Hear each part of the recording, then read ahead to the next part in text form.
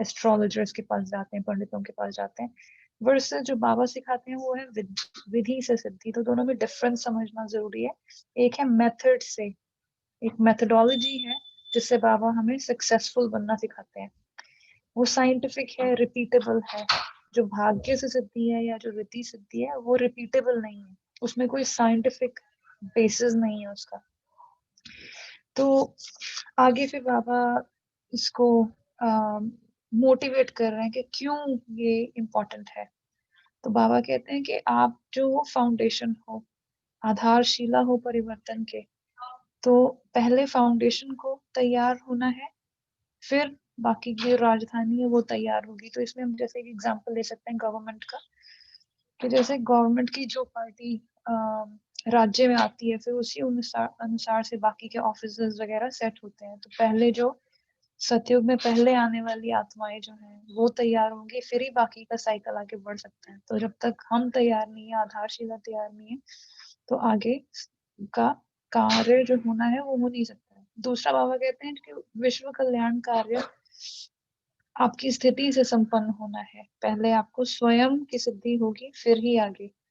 तो इसमें बाबा ने 3 बातें बताई कि कम समय है, बड़ा कर्तव्य है, तो जो करने की गति है वो फास्ट होनी चाहिए। तो यहाँ पे भी मोटिवेट कर रहे हैं बाबा कि आपको रिद्धि, ये जो विधि से सिद्धि है इसको करना है, क्यों करना है। तो अभी बाबा इसको प्रॉब्लम को मोटिवेट कर रहे हैं, इस चीज को, कि क्या करना है, विधि से सिद्धि प्राप्त करनी है, क्यों करना है।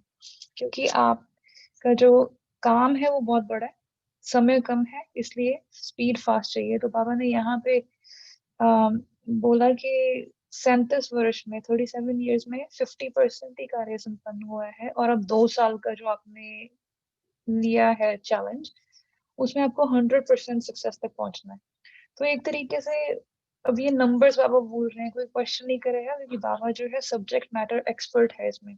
तो जैसे कोई डॉक्टर होता है लौकिक में भी, तो हम वो अगर आगे के फैक्ट्स बताता है तो हम उनसे कोई क्वेश्चन नहीं करते हैं, क्योंकि हमें पता है कि उन्होंने ऑलरेडी रिसर्च की हुई है। तो बाबा के यहाँ पे अपनी सब्जेक्ट एक्सपर्टीज के हिसाब से बाबा हमें बता रहे हैं कि विश्व कल्याण का जो स्थापना होनी है उसमें ये सब चीजें चाहिए। तो बाबा कहते हैं कि 100% सिद्धि स्वरूप बनना है, मतलब कि कर्म किया और सिद्धि प्राप्त हुई। तो इस तरीके से बाबा ने इसका पंच लाइन दे दिया कि ये आपका गोल है, आपको यहाँ तक पहुंचना है। तो फिर बाबा ने आगे प्रॉब्लम बताई कि क्या रीजन है जो आपके जो विधि में कमी रह जाती है और सिद्धि संपूर्ण नहीं होती है। नहीं, तो बाबा कहते हैं कि वो ऑटोमेटिक सिद्धि प्राप्त होनी चाहिए अगर आपका मेथोडोलॉजी ठीक हो तो इसमें बाबा ने एक तरीके से सोल्यूशन का विस्तार करते हुए आगे कहा कि 3 रूप है और 3 रीति है। उस हिसाब से जब आपके कार्य होंगे, कर्म होंगे, तो आपको सिद्धि गारंटीड, आपको 100% मिलेगी ही मिलेगी।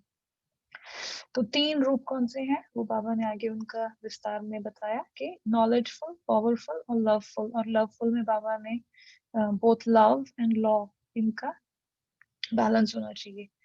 तो और 3 रीति जो है वो है मनसा, वाचा और कर्मणा।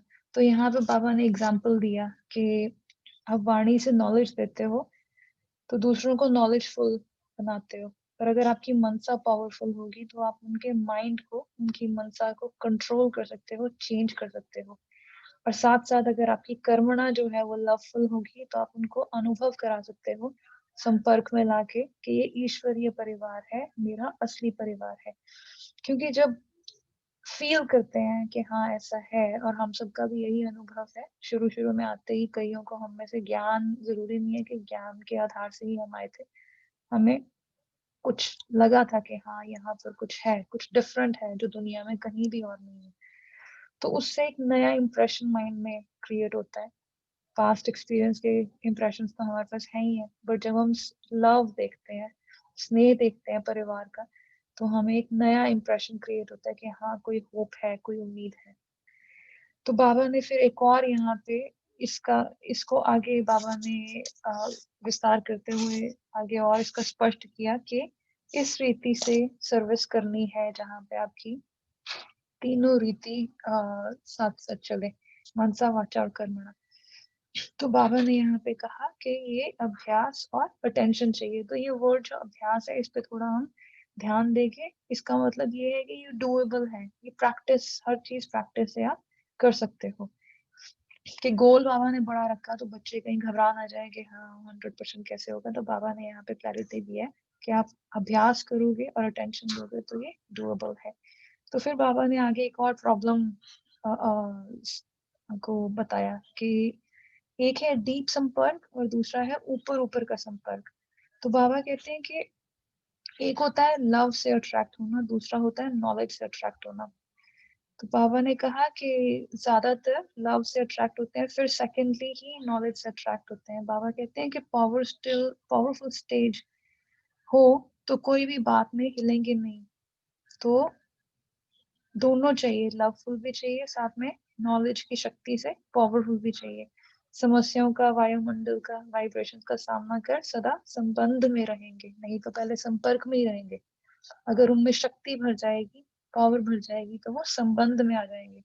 फिर बाबा ने इसको आगे इसका रीजन आउट किया कि क्यों कमी रह जाती है डीप संपर्क और ऊपर ऊपर का संपर्क, इसमें क्यों कमी रह जाती है। तो बाबा ने कहा कि निमित आत्माओं का जो, उनमें भी नॉलेज ज्यादा है, लव भी है, बट शक्ति कम है।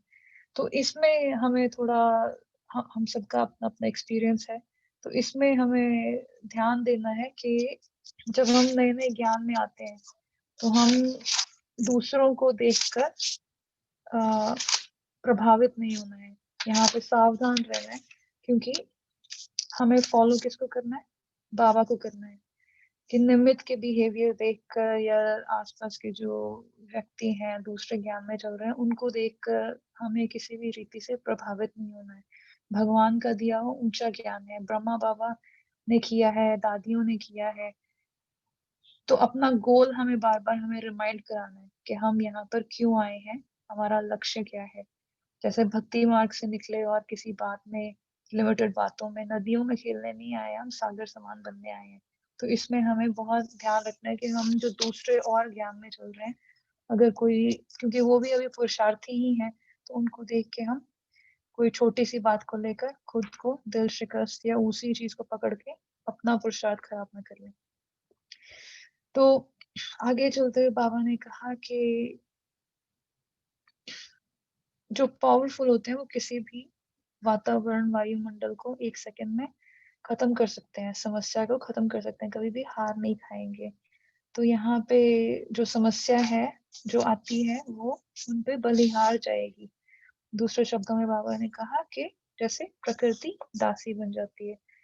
तो इसका और आगे चलते हुए फिर बाबा ने भक्ति मार्ग में करते हैं साधना, और यहाँ पे है साधन।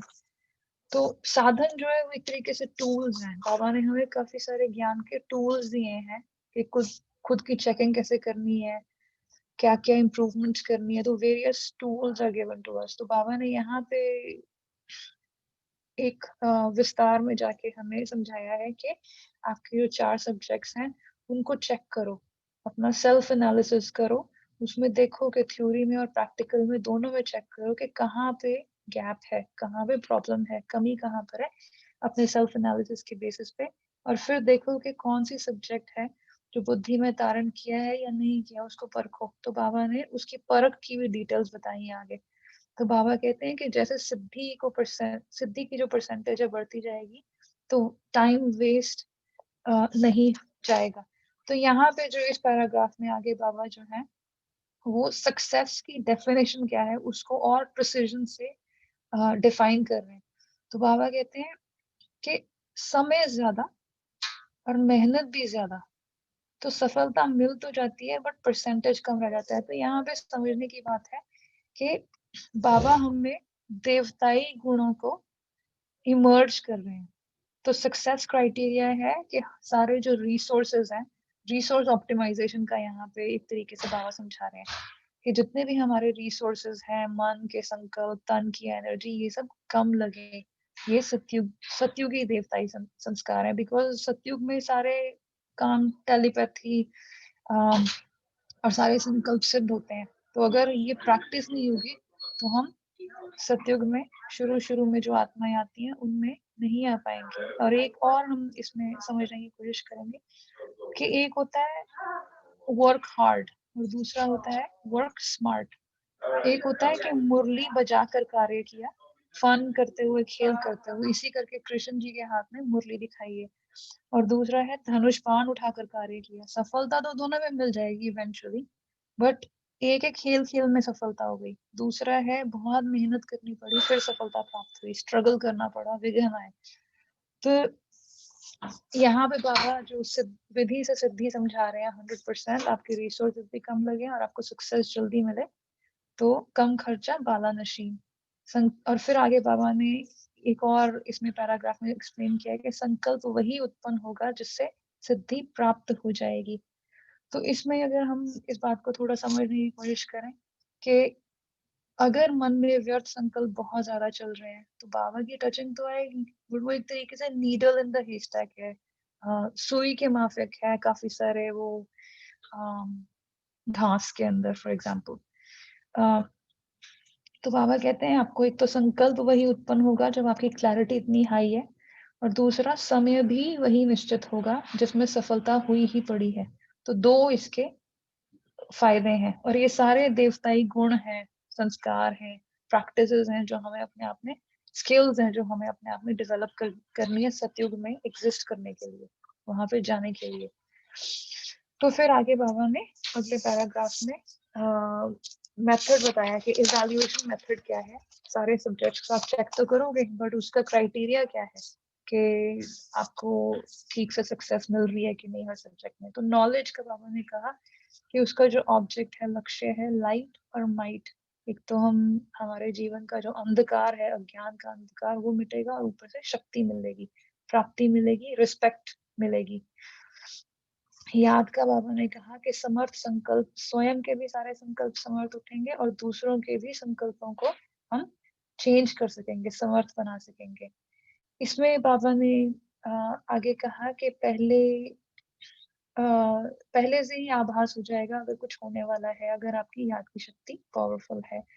हार नहीं खाएंगे, पिछले संस्कारों के बोझ खत्म हो जाएंगे और संस्कार विघ्न रूप नहीं बनेंगे। एक तरीके से नथिंग न्यू भी इस पे हम ऐड कर सकते हैं कि हमें कुछ भी नया नहीं लगेगा, बिकॉज हमें ऑलरेडी पता होगा कि क्या होने वाला है। और इसमें हम एक तरीके से ये भी समझ सकते हैं कि जब हम पूरा अलाइनमेंट में चल रहे हैं ज्ञान और योग के साथ, तो हमें एक तरीके से कोऑपरेशन मिलती है प्रकृति की, यूनिवर्स की। तो कुछ भी हम रेजिस्ट नहीं कर रहे हैं, हम जो फ्लो है लाइफ का उसके साथ साथ चल रहे हैं। फिर बाबा ने आगे इसमें और भी एक चीज ऐड की कि आपको इसमें रिस्पेक्ट भी मिलेगी, क्योंकि आपके जो प्लान्स हैं, जो आप राय दोगे, वो समर्थ होगी, विजडम और एक्सपीरियंस के बेसिस पे होगी। आपकी निर्णय शक्ति, आपकी परखने की शक्ति इतनी पावरफुल होगी।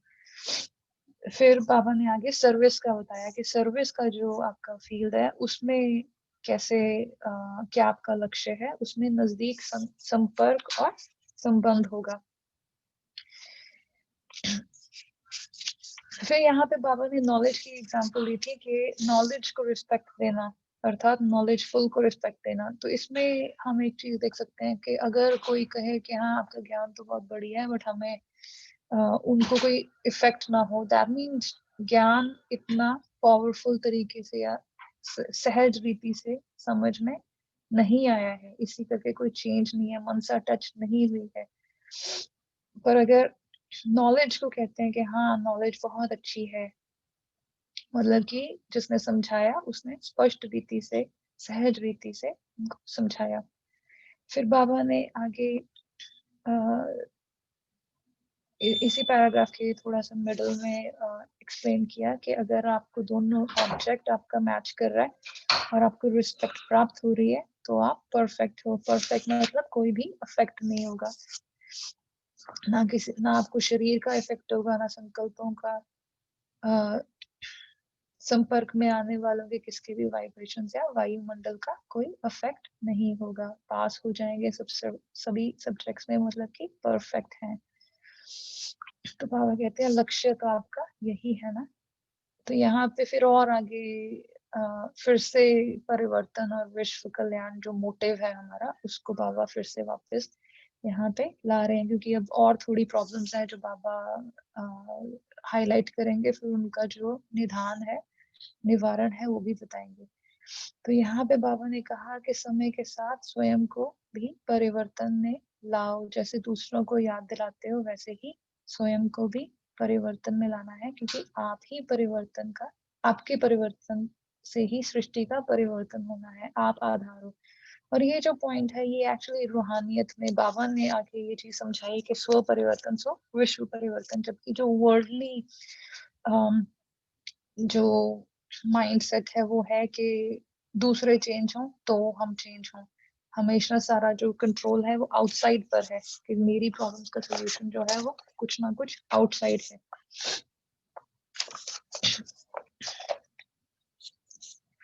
तो इससे आगे पैराग्राफ में हाँ, यहाँ पर बाबा ने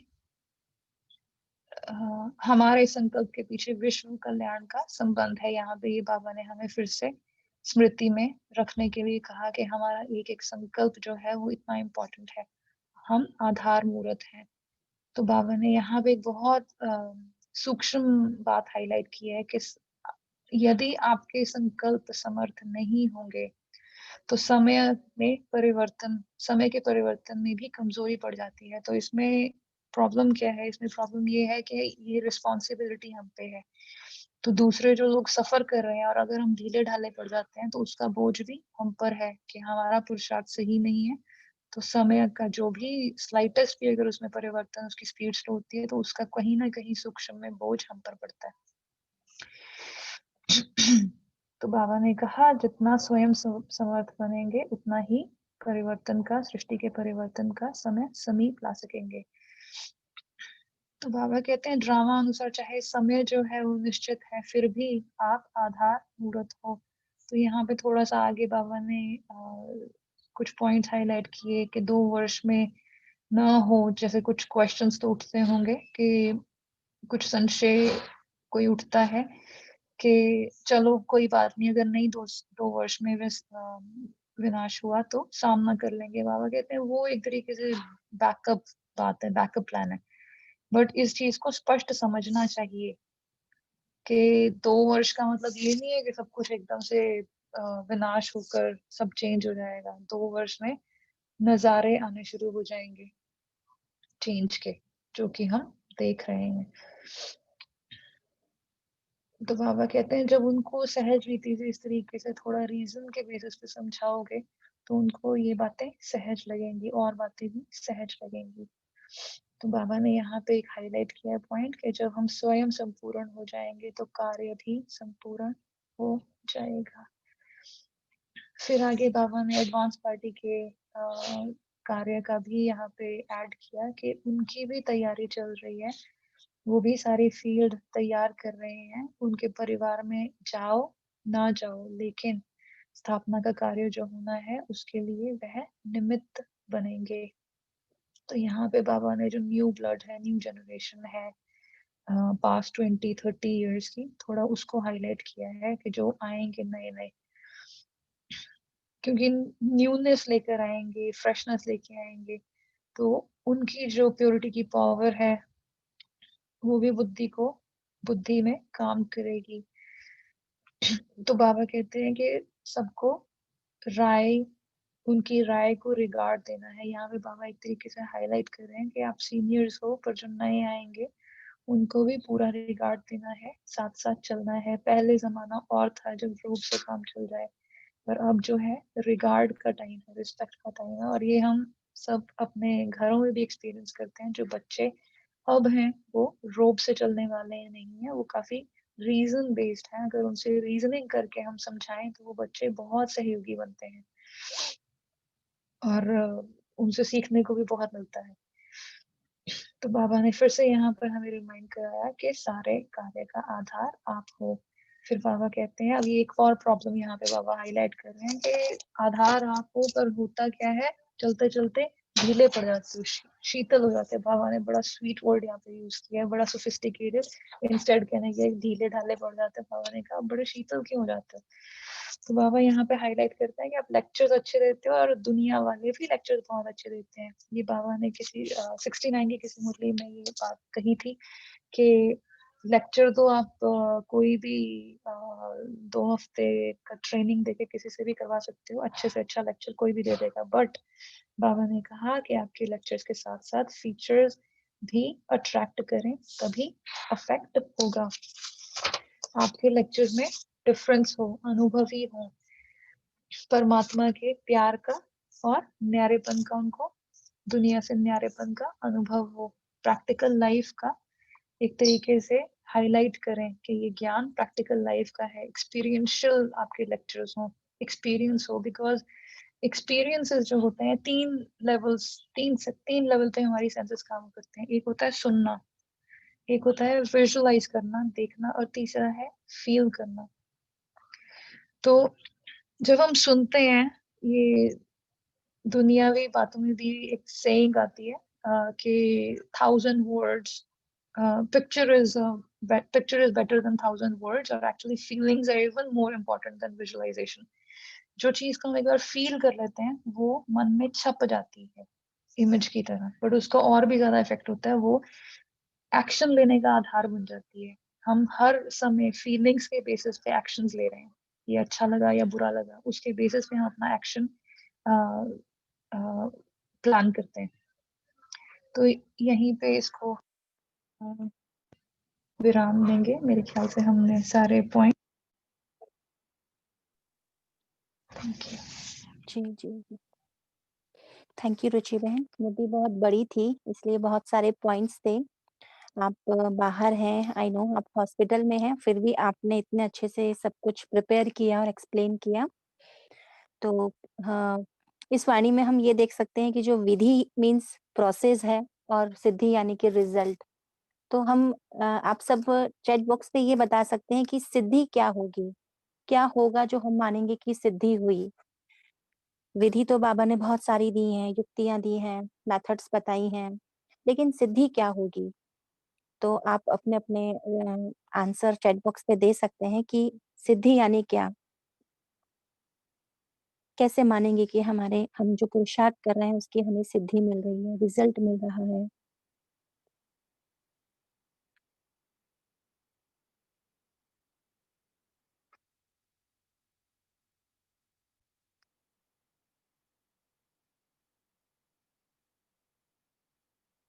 संकल्प किया और सफल। जी, जो हम करना चाहें वो हो जाए, वो सिद्धि। और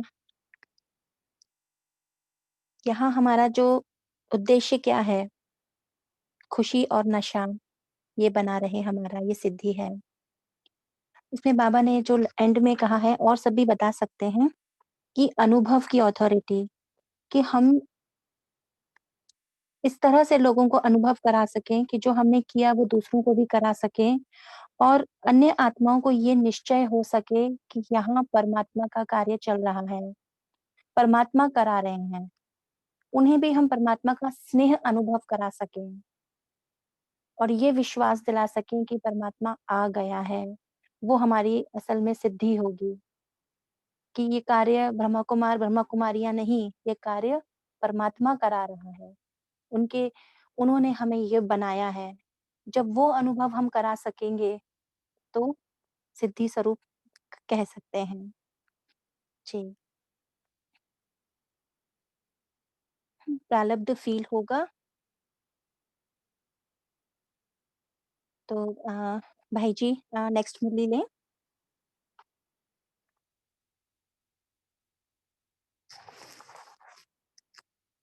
लाइट हाउस फील होकर बेफिक्र बादशाह फील होगा।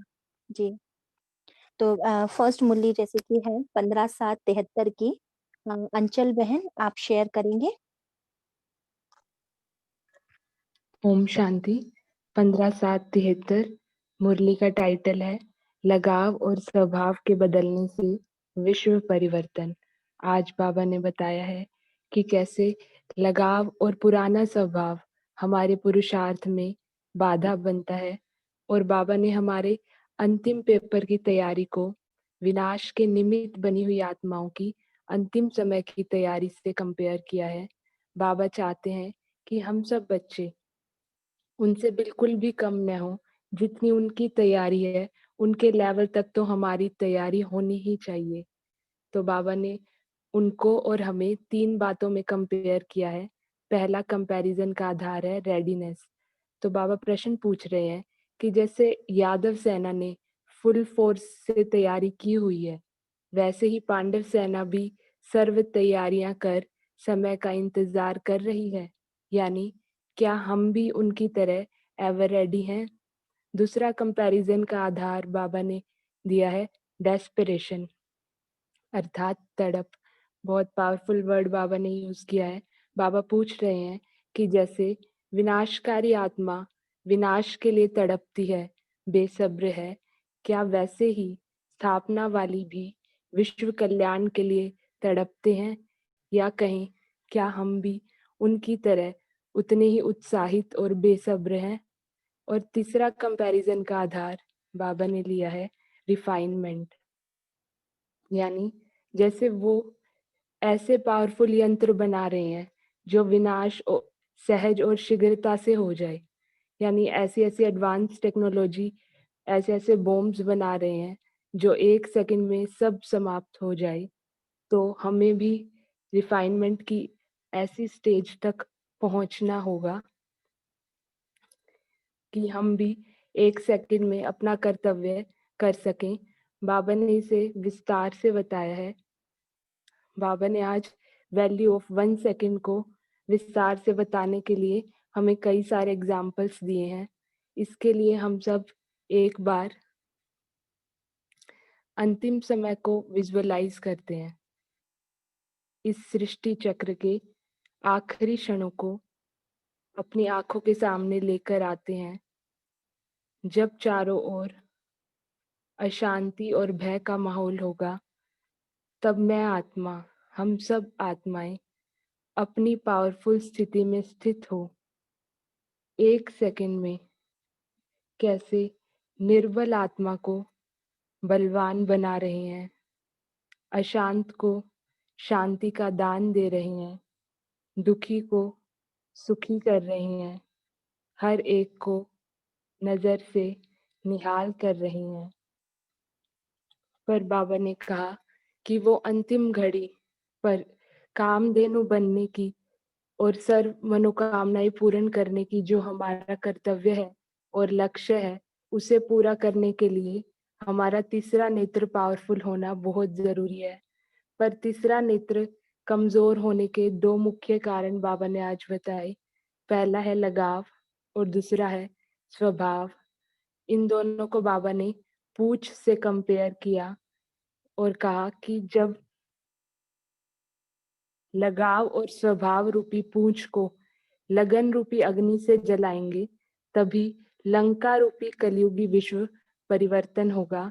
बाबा ने कहा कि हर एक कोई न कोई लगाव और हर एक में नंबरवार परसेंटेज में अभी तक भी पुराना स्वभाव है।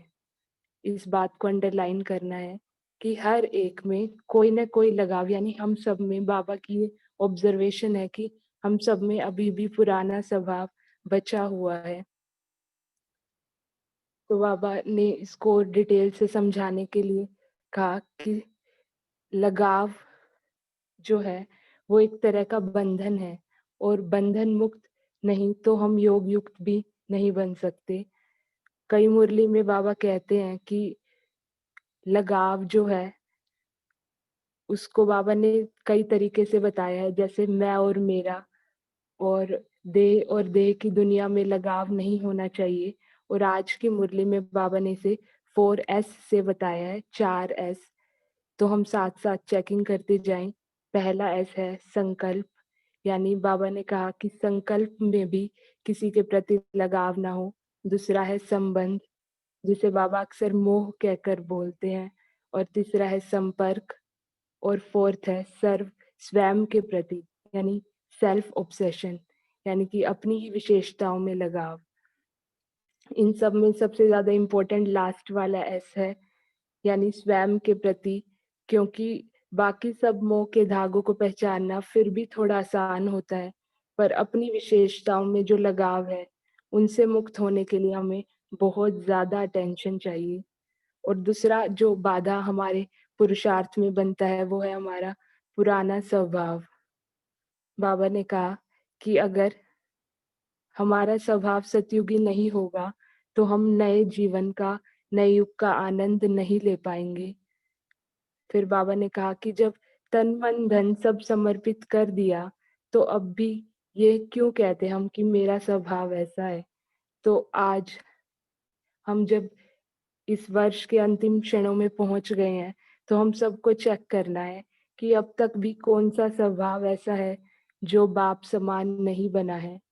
तो इन शॉर्ट हम आज की मुरली को समराइज़ करें। बाबा ने भी मुरली में कहा कि विस्तार तो हम सब जानते ही हैं, पर अब करना क्या है? तो हम क्या कर सकते हैं? हम अपनी दृढ़ संकल्प और प्रतिज्ञा की टेक्निक को यूज़ करके लगाव और स्वभाव के पॉजिटिव अर्थ में अपने आप को स्थित कर सकते हैं।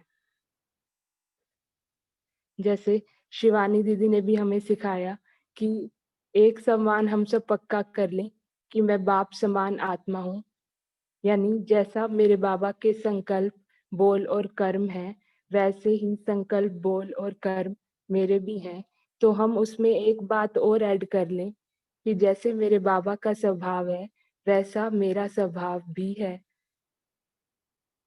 और आज की मुरली से हम एक सम्मान भी ले सकते हैं कि मैं साइलेंस की शक्ति से नए आविष्कार कर सर्व की मनोकामनाएं पूर्ण करने वाली आत्मा हूँ। ओम शांति।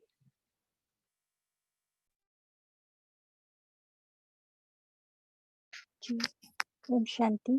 जी, थैंक यू अंचल बहन, बहुत अच्छा। आपने शॉर्ट में बहुत अच्छा एक्सप्लेन किया। तो इसमें जैसे कि लगाव में ज़्यादातर जैसे बाबा बोलते हैं कि और अंचल बहन ने भी बोला कि मैंपन से जो लगाव होता है, स्वयं से लगाव। तो इसमें अक्सर बाबा यही बोलते हैं कि मेरा स्वभाव, जब बच्चे बोलते हैं ना मेरा स्वभाव, मेरा संस्कार, तो बाबा कहते हैं तो मेरा कहाँ से आया? ये सोचो कि जो बाप का संस्कार वो मेरा संस्कार, जो बाबा के संकल्प वो मेरे संकल्प। तो फिर हम स्वतः ही अपने लगाव और स्वभाव से जो है वो न्यारे हो जाएँगे। तो इसीलिए जो बाप समान बनने की जो एक युक्ति बाबा अक्सर यही बताते हैं कि उसको बदलने के लिए, संस्कार स्वभाव को बदलने के लिए हम बाप से अपने संकल्पों को मैच करें कि वो कितने हैं। जी। नेक्स्ट मुरली दीप्ति बहन आप लेंगे 21/7/73 की वाणी है। जी, ओम शांति। जी, हाँ जी। रूहानी जज और जिस्मानी जज। हाँ जी। जी, 21/7/73 की मुरली है, रूहानी जज और जिस्मानी जज। तो इस मुरली में बाबा ने बताया है कि अपने आप को जज कैसे करना है और अपने आप को जो जज कर सकेगा, वो दूसरी आत्माओं को भी तुरंत जज कर सकेगा, परख सकेगा। तो बाबा ने इसमें बताया है कि अपना बुद्धि रूपी काँटा जो एकाग्र होगा जिनका, वही किसी भी हलचल में नहीं होगा। मतलब हम अपना अपनी ही बुद्धि रूपी काँटे को मतलब एकाग्र करेंगे, तो एक तो हमारा लव एंड लव में बैलेंस रहेगा और स्नेह और शक्ति का बैलेंस रहेगा। तो जभी भी हम किसी को जज करते हैं, तो कोई भी भावनाओं में आकर अगर हमने जज कर दिया किसी भी आत्मा को, परखा नहीं हमने, तो फिर उसकी बहुत सारे जन्मों की भी प्राप्तियों के हम वो बन जाते हैं उसके लिए। तो वो भी एक कर्म का बोझ चढ़ जाता है। तो जैसे लौकिक जज भी अगर कोई आत्मा का जज अच्छे से नहीं करता है, तो वो उसके एक जन्म के लिए निमित्त बनता है और वो कर्म का बोझ चढ़ता है। लेकिन हम तो किसी भी आत्मा को अगर गलत जज कर लेंगे उसके कुछ वर्तमान के कुछ पल वो कर्म देखकर और हमारी एकाग्रता की शक्ति नहीं होगी, तो अ, हम उसको ऐसा जज कर लेंगे, तो उसके बहुत सारे जन्मों के लिए हम ज़िम्मेदार बन जाएँगे, क्योंकि उसको वो प्राप्तियाँ नहीं हो सकेगी। तो इसमें बाबा ने बताया है कि कौन जज कर सकेगा, यथार्थ रीति जजमेंट कौन स कर सकता है? तो वो ही कर सकेगा जो खुद भी इच्छा मात्रम अविद्या होगा। तो जो खुद की इच्छाओं को संपूर्ण करके बैठे होंगे तो ही वो दूसरों की भी इच्छा संपूर्ण कर सकेगा, या खुद इच्छाएं मतलब खुद ने प्राप्तियां सर्व कर ली होगी तो दूसरे को भी संतुष्ट कर सकेगा।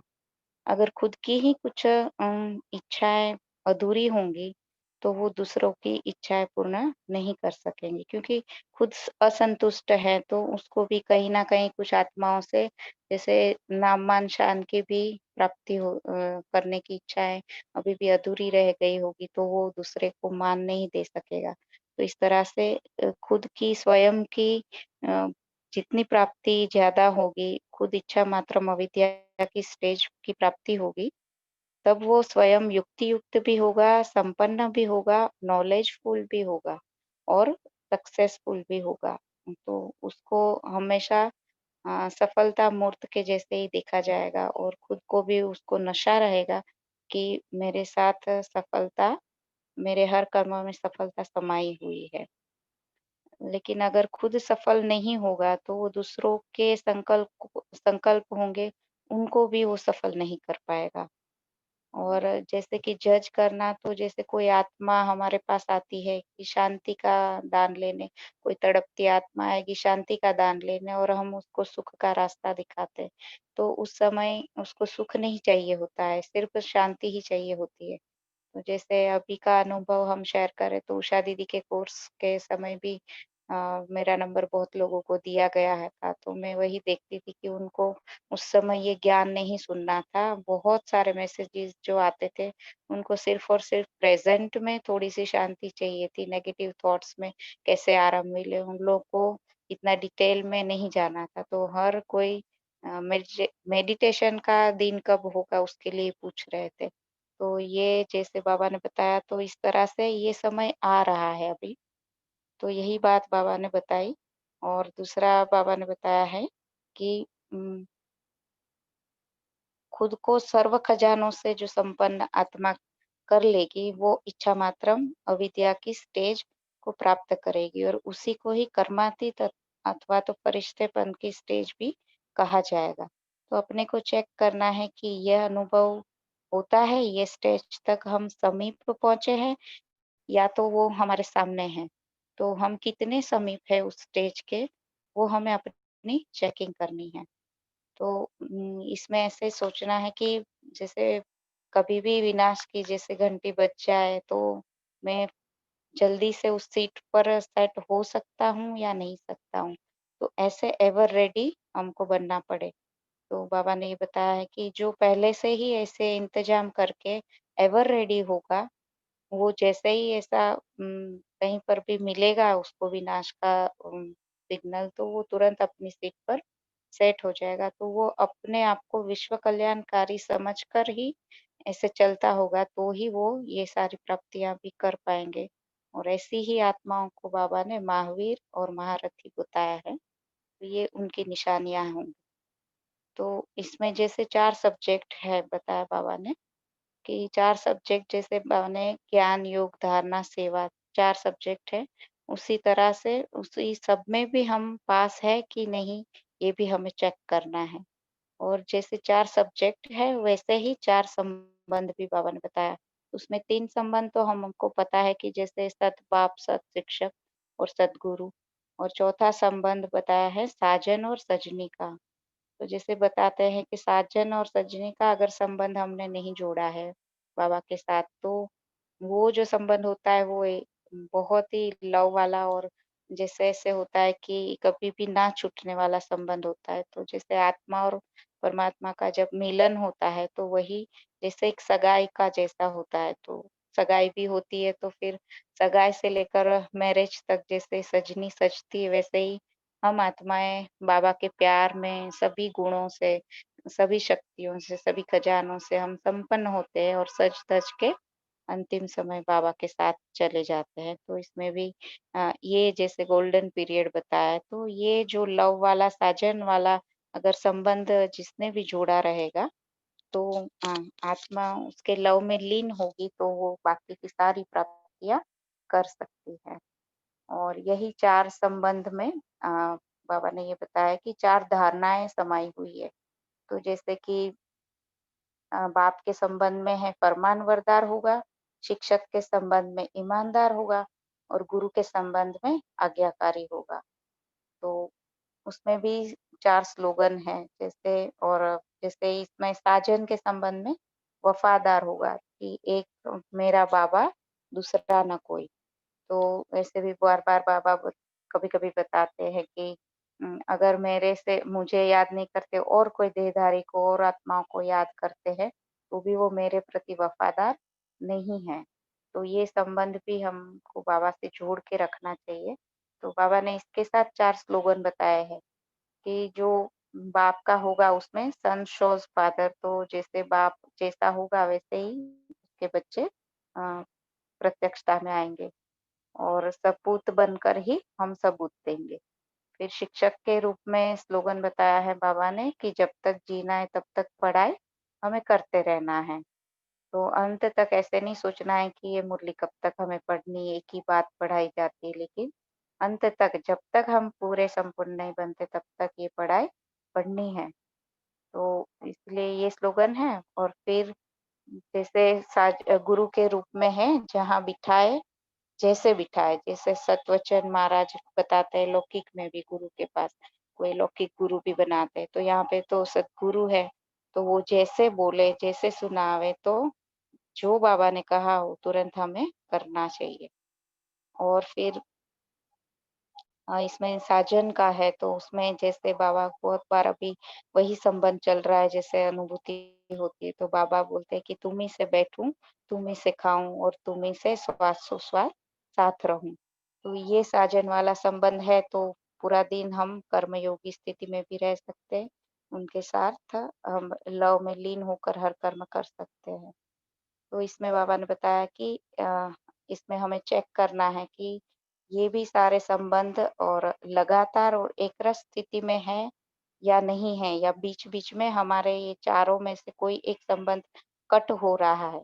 अगर बार-बार कट हो रहा है कोई भी संबंध में प्राप्ति, तो फिर वो कटी हुई चीज़ कमज़ोर होती है। तो इसीलिए बाबा ने बताया कि उसी से ही आपका जो परखने का अपने आप को पहले परखना है कि फिर इसमें अगर मेरे लगातार एक रस संबंध चल रहे हैं, तो फिर मेरी प्राप्ति भी वैसी ही होगी, तो प्रारब्ध भी वैसी ही होगी। तो हम अपने आप को परख सकते हैं कि हम सूर्यवंशी में आएँगे या चंद्रवंशी में आएँगे। और उससे ही हम परख सकते हैं कि हम सूर्यवंशी में राजाई फैमिली में आएँगे या स्वयं महाराजा-महारानी बनेंगे। तो ये भी बात बाबा ने बताई है कि जैसे कि इसमें सीट पर सेट होंगे और ये धारणाएँ करेंगे तो 9 लाख आत्माएँ भी करेंगी। लेकिन इसमें भी जैसे बताया बाबा ने कि जैसे कोई म्यूज़िकल चेयर होती है, तो उसमें भी जो पहले तुरंत सीट पकड़ता है वो पहला नंबर या दूसरा नंबर। तो इस तरह से खुद ने खुद की सीट को भी चेक करके रेडी रहेंगे तो वो फिर महाराजा-महारानी में आएँगे। तो ये भी सारी चीज़ें बाबा ने विधि बता दी है कि अपने आप की कैसे चेकिंग करनी है। और जैसे लौकिक पढ़ाई में भी फाइनल पेपर जैसे नज़दीक आता है तो सब समझ में आता जाता है तो रिवाइज़ करना होता है। तो ये थोड़ा-सा छोटा समय हमें मिला है, उसमें हमें अपने आप को चेक करके चेंज करते जाना है। तो बाबा ने ये बताया कि अभी रिज़ल्ट आउट होने का समय आ रहा है, जैसे नज़दीक समय आता जाता है, तो हमारी कंप्लेंट्स जैसे हम संतुष्ट बनते जाते हैं, तो हमारी कंप्लेंट्स खत्म होती जाती है। अगर हम अभी तक किसी भी आत्मा के प्रति, चाहे देवी परिवार के प्रति, चाहे कोई भी के प्रति हम कंप्लेंट्स अभी भी है हमको, किसी के स्वभाव के प्रति भी, तो फिर हम कंप्लीट नहीं बन सकते। तो हम जितना कंप्लेंट खत्म करते जाएँगे, हम कंप्लीट बनते जाएँगे।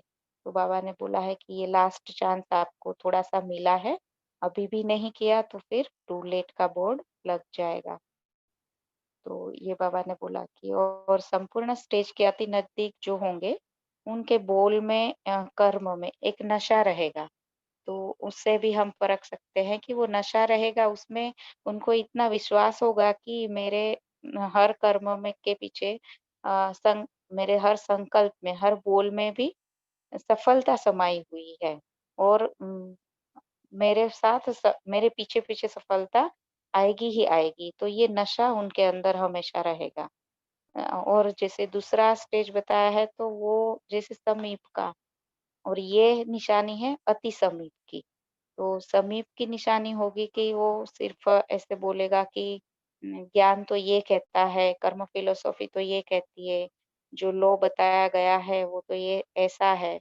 तो इस तरह से बात करेंगे, तो वो है सिर्फ़ समीप की निशानी। तो अपने आप को चेक करना है कि हम अति समीप है या समीप है।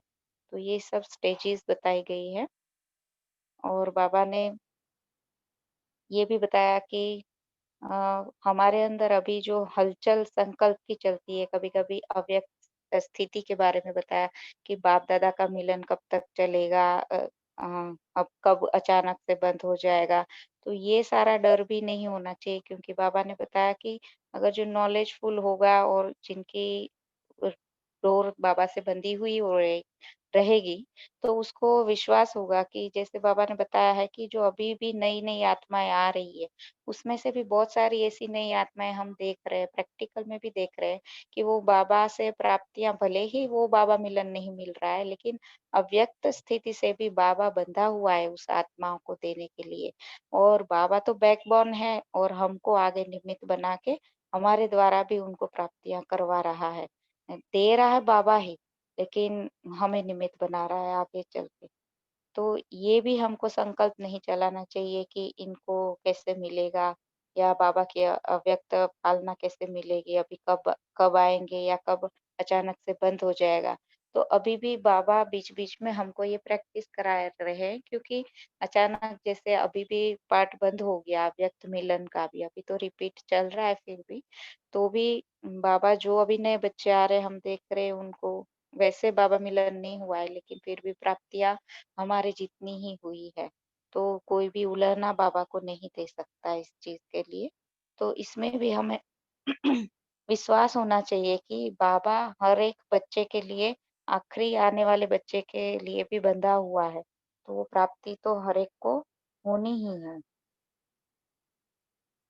तो बाबा ने बोला है कि अभी ऐसे हलचल में नहीं आना है, तो स्वयं की चेकिंग करते रहना है, और संपूर्ण प्रत्यक्षता नहीं हो जाती तब तक बच्चों और बाप का मिलन तो होना ही है, चाहे अव्यक्त स्थिति में होगा, क्योंकि हमको अभी बाबा प्रैक्टिस भी इसीलिए करा रहे हैं अव्यक्त स्थिति की, कि अगर सामने बाबा नहीं होगा तो भी हम अपनी अव्यक्त स्थिति से बाबा से घर बैठे भी मिलन कर पा रहे हैं। तो यही बात बाबा ने बताई, तो पूरी मुरली का सार यही है कि जो स्वयं को इच्छा मात्रम अविद्या में स्थित करेगा, वही किसी की इच्छाओं को भी पूर्ति कर सकता है।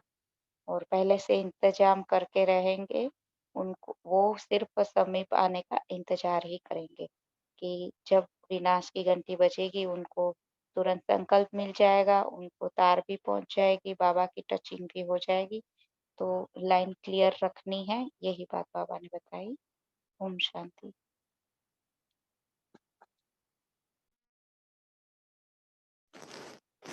जी, थैंक यू दीप्ति बहन। बहुत अच्छे से आपने पूरी मुरली कवर कर ली है। तो पूरी मुरली में जैसे कि एक रूहानी जज की क्या क्वालिटी होगी, वही बाबा ने जैसे एक्सप्लेन करी है कि जैसे वो कंप्लेंट्स नहीं करेगा, सारे संबंध बाबा के साथ होंगे, अति समीप होगा, संपूर्णता के अति नजदीक होगा, तो उसी की निशानी है। तो जैसे कि रूहानी जज की बात है, तो रूहानी जज यानी कि स्वयं के प्रति पहले जजमेंट, कि मेरे अंदर जो बाबा ने इसमें बताया ना कि कंप्लेंट्स नहीं होगा, वो सारे संबंध होंगे, तो वो सब बातें यदि हमारे अंदर हैं, वो चेकिंग हमारी यदि स्वयं के प्रति है, तभी हम दूसरों को भी वो दे सकेंगे। दूसरों को भी हम जज तभी कर पाएँगे जब हमारी स्वयं के प्रति वो जजमेंट, जो निर्णय शक्ति है, कि परखने की शक्ति है, वो हमारी सही होगी। तो नेक्स्ट मुरली लेते हैं 23/9/1973 की रश्मि बहन, आप करेंगे? हाँ जी दीदी। जी। ओम शांति। ये जो मुरली है इसमें बाबा ने कहा है कि विश्व की आत्माओं को लाइट व माइट देने वाला ही विश्व अधिकारी बनेगा। तो इसमें बाबा हमसे सबसे पहले ये पूछ रहे हैं कि ऊंचे से ऊंचे बाप की ऊंची स्थिति पर सदा स्थित रहने वाली स्वयं को श्रेष्ठ आत्माएं समझकर हर कर्म करते रहते हो। क्योंकि बाबा ने कहा कि जब हम अपने को बाप समान ऊंचा नाम और ऊंचे काम करने वाली विशेष आत्मा समझ के हर कर्म करेंगे, तो हमारा एक संकल्प भी व्यर्थ या साधारण नहीं हो सकता, और ऐसी स्थिति को ही ऊंची स्थिति कहा जाता है। तो बाबा कह रहे हैं कि ये जो हमारे अभी तक आज अभी की स्टेज तक अभी हमारे व्यर्थ संकल्प, बोल या कर्म हैं, अगर वो हैं तो हम श्रेष्ठ नहीं बन सकते। तो बाबा ने वेस्ट को कम्प्लीटली एलिमिनेट करने के लिए बताया है कि हमको वो पूरी तरह से खत्म करना है, तभी हम बेस्ट बन सकते हैं। और जिसकी स्थिति बेस्ट बनेगी, तो क्या होगा कि जब व्यर्थ खत्म हो जाएगा, तो आत्मा कैसा भी कार्य करती हुई, कैसे भी वातावरण अथवा परिस्थिति में रहते हुए, हंगामा होते हुए भी रेस्ट यानी कंप्लीट आराम में, स्वस्थिति में स्थित रहेगी, आनंद में रहेगी। तो बाबा कह रहे हैं कि जैसे साइंस वाले हैं, वो अल्पकाल की रेस्ट के लिए एक इंजेक्शन लगाकर अल्पकाल का की रेस्ट का अनुभव कराते हैं। जैसे कोई पेन में होता है या किसी तकलीफ में होता है, तो उसको एक इंजेक्शन लगा के एक थोड़ी देर के लिए उसको आराम का अनुभव करा देते हैं। इसी तरह से हमारा कौन सा इंजेक्शन है, जो दुनिया में चारों तरफ जो हलचल का वातावरण है, या दुख अशांति का वातावरण है, या हमारे अपने भी कोई पेपर हो सकते हैं, तो उसमें हमको 1 सेकंड में हम अपने आप को अगर रेस्ट देना चाहें, तो वो रेस्ट कौन से इंजेक्शन से मिलेगा? तो उसके लिए बाबा ने कहा कि साइलेंस की शक्ति से वेस्ट समाप्त होकर और बेस्ट स्थिति का अनुभव कर सकते हैं, और स्वयं को सुख और शांति की शैया पर आराम करता हुआ अनुभव करेंगे, जो हमारे यादगार में दिखाया गया है। यादगार जो है हमारा कि विष्णु जो है वो शेष शैया पर और क्षीर सागर में, मतलब चारों तरफ लहरें हैं, हलचल का वातावरण है, और सर्प की शैया है, जो काटने वाला, हिलाने वाला, अपने विष द्वारा मूर्छित करने वाला भी हो सकता है। ऐसी परिस्थितियां भी हो सकती हैं, लेकिन उसमें भी हम आराम का अनुभव करें। इसको कह रहे हैं बाबा, बेआरामी में आराम से रहना, यानी पद्मा पदम भाग्यशाली आत्मा। तो वो पद्मा पदम भाग्यशाली आत्मा हम सभी, अब स्वमान तो हमारा यही है कि हम पद्मा पदम भाग्यशाली आत्मा हैं, लेकिन हम हर पल अपने आप को वैसा भाग्यवान कितना महसूस करते हैं, ये हमारा सबका इंडिविजुअल अनुभव है। तो इसके लिए बाबा कह रहे हैं कि निरंतर हमारी वो स्थिति बनी रहे, उसके लिए या हमको ज्ञान के मनन और बाप से मिलन, इन दो में हमको हमेशा मगन रहना है, तो हम सदा विकारों पर विजयी बन सकेंगे और सदा आराम और सुख शांति का अनुभव कर सकेंगे। तो यदि ये दो नहीं है, बाप से मिलन और ज्ञान का मनन, तो क्या है, हमारी मगन स्थिति नहीं है, और मगन स्थिति नहीं है तो बाबा ने कहा जरूर कोई ना कोई विघन है। विघन है इसका अर्थ है कि हम कहीं ना कहीं फंसे हुए हैं, किसी व्यर्थ संकल्प में, या अपने संस्कार स्वभाव में, या कोई और बाहरी परिस्थिति में। तो किसी न किसी प्रकार से हम बाहर से फंसे हुए हैं। तो बाबा कह रहे हैं कि हम निर्विघ्न कितना बने हैं, ये हमको चेक करना है। हम अपनी ओवरऑल एक टाइम पीरियड लें कि इतना समय में हमारी कितनी निर्विघ्न स्थिति रही है। अगर हमारी ये चेकिंग रहेगी, तो हमें पता चलेगा कि कौन कौन सी बातें हमको हार खिला रही हैं। तो बाबा कह रहे हैं कि क्या अब भी विघ्नों से हार खा जाते हो? अब तक भी हार खाते रहना, क्या यह हो सकता है? तो आगे बाबा कह रहे हैं कि निर्विघ्न जो बने हैं, जो जिनको ऐसा लगता है कि कुछ समय से उनकी स्थिति एक रस निर्विघ्न बनती जा रही है, तो उन आत्माओं का अब आगे क्या कर्तव्य है? उनका जो कर्तव्य है वो ये है कि वो औरों को बनाने में अब अपना समय और शक्ति लगाएं। तो बाबा कह रहे हैं कि चैरिटी बिगिंस एट होम। अपने जो साथी हैं, हमारे साथ में जो ब्राह्मण आत्माएं हैं, हमारे संपर्क में जो ब्राह्मण आत्माएं हैं, उनको आप समान और बाप समान बनाने के लिए बाबा कह रहे हैं। तो बाप समान तो बाद में, लेकिन पहले कम से कम आप समान, यानी हमने जो गुण धारण किए हैं बाबा से, हमने जो शक्तियाँ धारण की हैं, उन गुणों और शक्तियों का उन आत्माओं को सहयोग देकर उनको भी आगे बढ़ाना और निर्विघ्न बनाना। फिर बाबा ने कहा कि जो जो निर्विघ्न बने हैं, उनका इस प्रकार से कर्तव्य क्या हुआ, जैसे चैरिटी बिगिन्स एट होम, हमने साथियों से चैरिटी शुरू की, लेकिन उसके आगे उनका विशेष कर्तव्य यही है कि उनको डबल लाइट हाउस और माइट हाउस बनना है।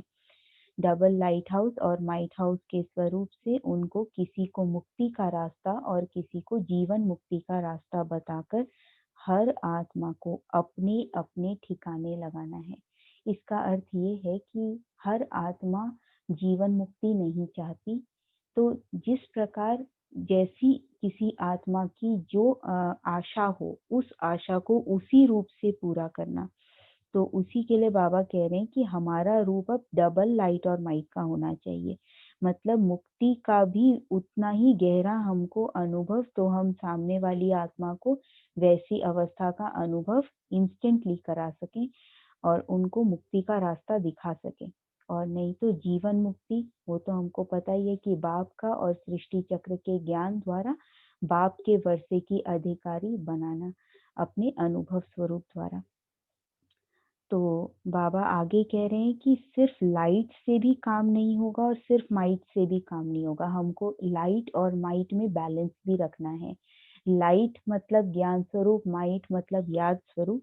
तो बाबा कह रहे हैं दोनों का बैलेंस, दोनों का बैलेंस जब ठीक होगा तब हम दूसरी आत्माओं को, जो अंधे की औलाद अंधों को, बाबा ने कहा कि जो अज्ञानी आत्माएं हैं उनको अपनी लाइट और माइट से तीसरे नेत्र का वरदान दे सकेंगे। तीसरे नेत्र का वरदान, इसको बाबा ने डिवाइन इंसाइट भी कहा। तो ये जो डिवाइन इंसाइट है, इसको ये देकर, ये इसके लिए बाबा ने कहा कि ये सबसे बड़े से बड़ा जियदान, वरदान या महादान कहा जाएगा, क्योंकि इससे आत्माओं को मुक्ति और जीवन मुक्ति के ठिकाने को आत्माएं देख सकेंगी, उनको स्पष्ट दिखाई देगा कि जो उनको चाहिए या जहां उनको पहुंचना है वहां वो पहुंचेंगे कैसे। तो बाबा कह रहे हैं कि ये श्रेष्ठ आत्माओं का कर्तव्य है कि वो अपने डबल लाइट और माइट हाउस बन, लाइट और माइट का बैलेंस रखते हुए अन्य आत्माओं को तीसरे नेत्र का वरदान देते चलें। फिर आगे बाबा कह रहे हैं कि हमें ये चेक करना है कि हम बल्ब हैं या लाइट हाउस, माइट हाउस हैं। तो बाबा कह रहे हैं कि एक बल्ब है, अगर वो बल्ब जो है वो केवल अपने चारों तरफ ऐसी रोशनी फैलाए जो दूसरों को कोई बेनिफिट नहीं मिल रहा है उसका, तो उस बल्ब को क्या कहेंगे? वो बल्ब तो जैसे बेकार है, उसका कोई वैसे कोई उतना यूजफुल नहीं है। और उसी से कंपेयर्ड अगर लाइट हाउस को हम देखें तो लाइट हाउस बहुत बड़े रेडियस में बहुत सारी शिप्स को डायरेक्शन दे सकेगा, जो ट्रैवलर्स हैं उनको डायरेक्शन दे सकेगा। तो इसी तरह से बाबा कह रहे हैं कि जितनी दूर हमारी लाइट पहुंच रही है, तो उतने ही बड़े स्फीयर में हम राज्य के अधिकारी भविष्य में बनेंगे। तो बाबा कह रहे हैं कि अगर थोड़ी सी आत्माओं के ऊपर हमारी लाइट पहुंच रही है, मतलब हमारी जो ज्ञान, गुण और शक्तियों का जो हमारे पास स्टॉक है, वो कितनी आत्माओं को बेनिफिट कर रहा है, चाहे मनसा, चाहे वाचा, चाहे कर्मणा, कैसे हम अन्य आत्माओं को, कितनी आत्माओं को हम लाभ पहुंचा रहे हैं। अगर हम बहुत सारी आत्माओं को सुख पहुंचा रहे हैं, अगर हम बहुत सारी आत्माओं को शक्तियां पहुंचा रहे हैं, अपने गुणों से उनको फायदा पहुंचा रहे हैं, हमारी शुभ भावना, शुभकामना, इतनी प्योरिटी हमारे अंदर है कि हम विश्व के ग्लोब पर बैठकर हमारी जो रेज हैं वो विश्व की आत्माओं तक पहुंच रही है, तो हम विश्व के राज्य अधिकारी बनेंगे। तो इस तरह से बाबा आगे हमको और भी एक चीज बता रहे हैं कि एक होते हैं राज्य अधिकारी और दूसरे होते हैं राज्यधारी। तो बाबा कह रहे हैं कि राज्य अधिकारी कौन बनेगा और राज्यधारी, राज्यधारी का अर्थ है कि ऐसी आत्माएं, फॉर एग्जांपल जो जैसे टीचर्स, जो रॉयल फैमिली के जो टीचर्स होंगे, वो उनको हर तरह का व्यवहार भी सिखाएंगे, सब तरह के गुर भी सिखाएंगे। लेकिन वो राज्य अधिकारी मतलब वो उस पद पर नहीं आसीन होंगे। राज्य अधिकारी वही आत्माएं बनेंगी जिनका अभी से अपने स्वभाव, संस्कार और संकल्प इन पर पूर्ण अधिकार होगा और वो कभी भी अधीन नहीं होंगे। तो बाबा हमको चेकिंग करने के लिए कह रहे हैं कि हम यदि अभी भी अपने संकल्पों के अधीन हो रहे हैं तो हम राज्य अधिकारी कैसे बनेंगे। तो हमको अभी से स्वराज्य अधिकारी और मास्टर सर्वशक्तिवान के समान से अपने स्वभाव, संस्कार और संकल्प को पूरी तरह से अपने कंट्रोल में रखना है, अधिकारी बनना है, अधीन नहीं। तो बाबा कह रहे हैं आगे कि हम इसको ये एक परखने का आईना है जिससे हम अपने भविष्य हमारे जो फ्यूचर के फीचर्स होंगे उनको देख सकते हैं।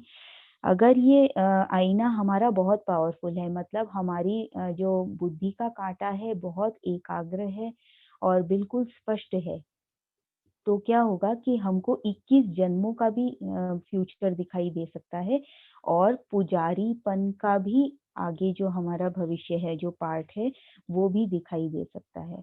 तो बाबा ने कहा कि ऐसा अपैरेटस तो लौकिक में किसी के पास होता नहीं, भले साइंस के कितने भी पावरफुल वो इंस्ट्रूमेंट बना ले, लेकिन ऐसा पावरफुल इंस्ट्रूमेंट किसी के पास भी नहीं होता कि इतना आगे तक फ्यूचर को देख सके। तो बाबा कह रहे हैं कि ऐसा पावरफुल आईना जो है उसको देखने के लिए त्रिकालदर्शी पने की आवश्यकता है। त्रिकालदर्शीपना मतलब हमारी सदा काल के लिए साक्षीपन की स्टेज हो, बेहद की स्टेज हो, तो हमारे में हमारा जो परखने का आईना है वो इतना पावरफुल बन सकता है। और त्रिकालदर्शी बनने की बाबा ने एक और फायदा बताया कि अभी हमारी जैसे हम किसी को संदेश देते हैं तो 25% ही रिजल्ट निकलती है। तो बाबा कह रहे हैं कि 75% रिजल्ट तो निकल ही जाएगी अगर हम त्रिकालदर्शी बन के संदेश देंगे। तो हम जब भी बाबा का संदेश सबको देने के लिए जाते हैं तो सबसे पहले बाबा ने हमारा अटेंशन हमारी स्थिति की तरफ खिंचवाया है कि हमारी वैसी बेहद की स्थिति हो, तब हम रियल सेंस में संदेश दे सकेंगे, क्योंकि झंडे लहराने का अर्थ विजय का झंडा लहराना है।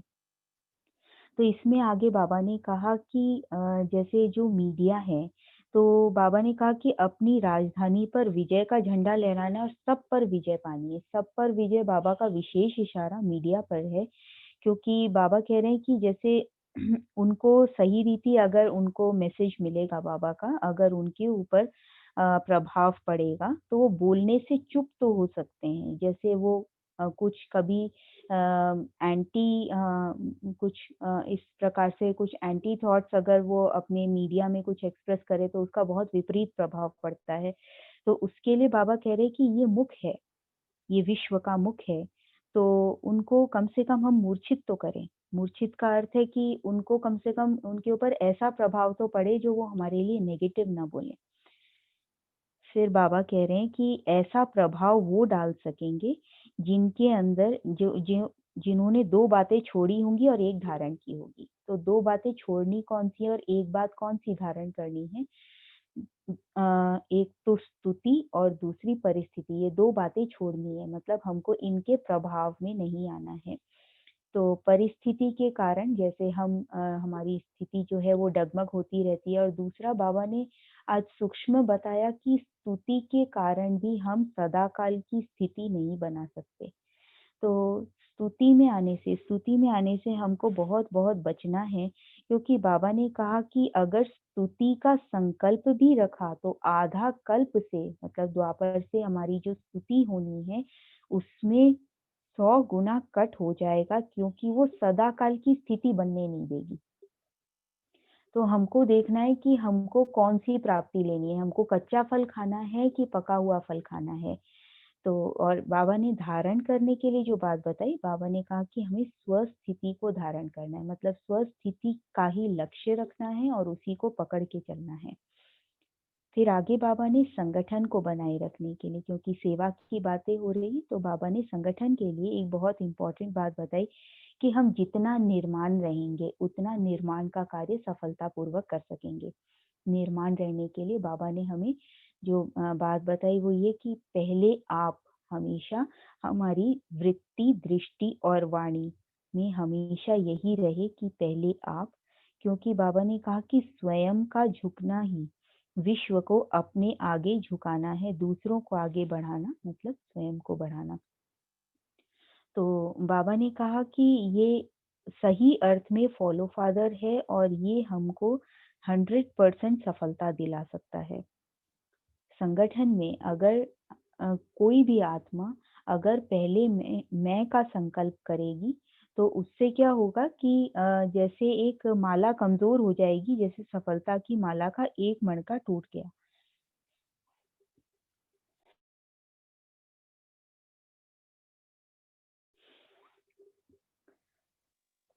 तो माला का एक मणका टूट गया, तो हमको संगठन को भी सदा सफल बनाने के प्रयत्न में रहना है कि विजय माला का एक मणका भी अलग न हो पाए। तो बाबा हमको जब भी विजय के बारे में बताते तो हमेशा विजय माला के बारे में बताते। तो हमेशा संगठन का जो महत्व है वो कभी भी कम नहीं आंका जा सकता कि संगठन हमेशा महत्वपूर्ण होता है और हमको पहले आपकी धारणा से ब्रह्मा बाप के समान सबको आगे बढ़ाते जाना है। फिर आगे बाबा ने कहा कि जो जैसे सेवा की बात चल रही है तो आगे प्रदर्शनी का कुछ प्रोग्राम है, तो उसके लिए बाबा ने कहा कि रिहर्सल, ड्रेस और मेकअप, तो ये सारी बातों पर ध्यान देना है पार्ट बजाने के पहले। तो बाबा ने कहा कि मेकअप करना अर्थात स्थिति में स्थित होना। जो मेकअप के लिए बाबा कह रहे हैं तो उसके लिए हमारा चेहरा और चलन कैसा होना चाहिए। और दूसरी बात बाबा ने कहा कि जो भी हमारे पास आएंगे ज्ञान सुनने के लिए या बाबा का परिचय लेने के लिए, तो उनको सबसे पहले हमारे पास स्टॉक है कि नहीं हमें ये चेक करना है। किसको सुख शांति चाहिए या सिर्फ प्रजा पद चाहिए या किसी को साहूकार पद चाहिए या कोई सिर्फ सलाम भरना चाहे, तो जिसकी जैसी आवश्यकता है उसको उस आवश्यकता के अनुसार उनको संतुष्ट करना है, क्योंकि सभी की आशा एक जैसी नहीं होती है। जो आते हैं उनको वो सभी गहराई से ज्ञान को समझने के लिए नहीं आते, गहराई से बाबा से वर्षा लेने के लिए नहीं आते। किसी किसी को क्षणिक प्राप्ति की आवश्यकता होती है, किसी को बस थोड़ी सी शांति की आवश्यकता होती है। तो इस तरह से बाबा कह रहे हैं कि हम उनकी इच्छा, हर इच्छा अविनाशी पूरी कर सके, ऐसा हमारा एफर्ट होना चाहिए। और बाबा कह रहे हैं कि हम सबको अपने मस्तक पर बैनर्स लगाने पड़ेंगे। मस्तक पर बैनर्स मतलब हमारी स्थिति के द्वारा हमें सेवा करनी है। और आगे बाबा कह रहे हैं कि अपनी मूर्त की चैतन्य प्रदर्शनी, जिसमें हमारे नैन कमल सम, होठों पर रूहानी मुस्कुराहट और मस्तक से आत्मा की सूरत दिखाई दे। तो जब हम अपनी मूर्त को ऐसा सजाएंगे, तो बाबा आगे कह रहे हैं कि आपस में तो जैसे एक दो को स्टॉल की सजावट के लिए इनाम मिलेगा और बाबा हमको चैतन्य प्रदर्शनी के लिए, चैतन्य प्रदर्शनी मतलब हमारा अपना चेहरा, हमारी अपनी स्थिति, हमारा अपना कंडक्ट, उसके लिए बाबा हमको डबल इनाम देंगे। तो आगे बाबा कह रहे हैं कि जैसे जिसकी जैसी योग्यता होगी उस योग्यता के अनुसार इनाम होगा। और बाबा ने कहा कि जैसे विश्व के मालिक बनने वालों के लिए गोल्ड भी क्या बड़ी बात है। तो जैसे थोड़े समय के बाद तो हम जानते ही हैं कि सारे विश्व की जितनी संपत्ति है वो सभी बाबा के बच्चों के पास ही आ जानी है। तो यही विराम देती हूँ इस मुरली को। ओम शांति। ओम शांति।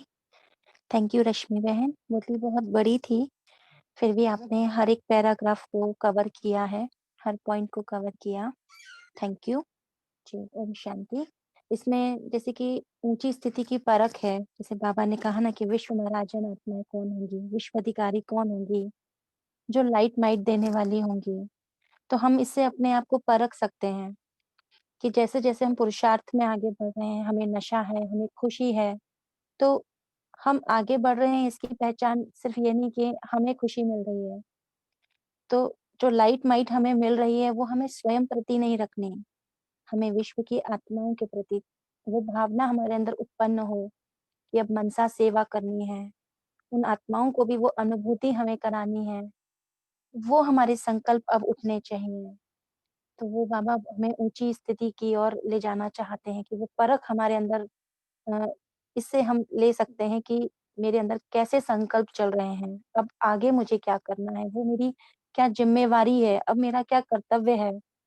तो जिसकी ओर बाबा ने हम पूरी मुरली में अटेंशन दिलाया है ना? कि स्तुति का भी हम त्याग करें, परिस्थिति के प्रभाव में नहीं आएँ। तो इस तरह से ये मुरली में जैसे कि बहुत ज़्यादा अटेंशन रहा है कि अब हमें क्या करना है ना? कि नम्रचित्त रहना है, झुकना है, त्रिकालदर्शी बनकर के हमें सेवा देनी है। संगठन में भी एक-दूसरे का हमें एक रिगार्ड देना है। तो बहुत अच्छी रही, थैंक यू सो मच आप सभी का, सबने बहुत अच्छे से सहयोग दिया। यानी कि आज नेटवर्क थोड़ा वीक रहा भाई जी का, फिर भी thank you so much. Next 7th जनवरी को लेंगे, 7 जनवरी को थर्सडे रहेगा और उसमें अब 1974 की स्टार्ट करेंगे। 73 हमारा आज कंप्लीट हो गया, तो नए वर्ष में हम सभी अब नए उमंग उत्साह के साथ और नेक्स्ट 5 मुरली लेंगे 74 की, तो आप सब उस हिसाब से प्रिपेयर रहिएगा। थैंक यू सो मच, आप सबका बहुत-बहुत धन्यवाद। जी, ओम शांति, थैंक यू। हम एंड करते हैं, थैंक यू। ओम शांति। A lot of thanks. Om Shanti Didi. In a way, and Om Shanti. Om Shanti, wonderful session. I attended it for the first time. Thanks a ton. Om Shanti.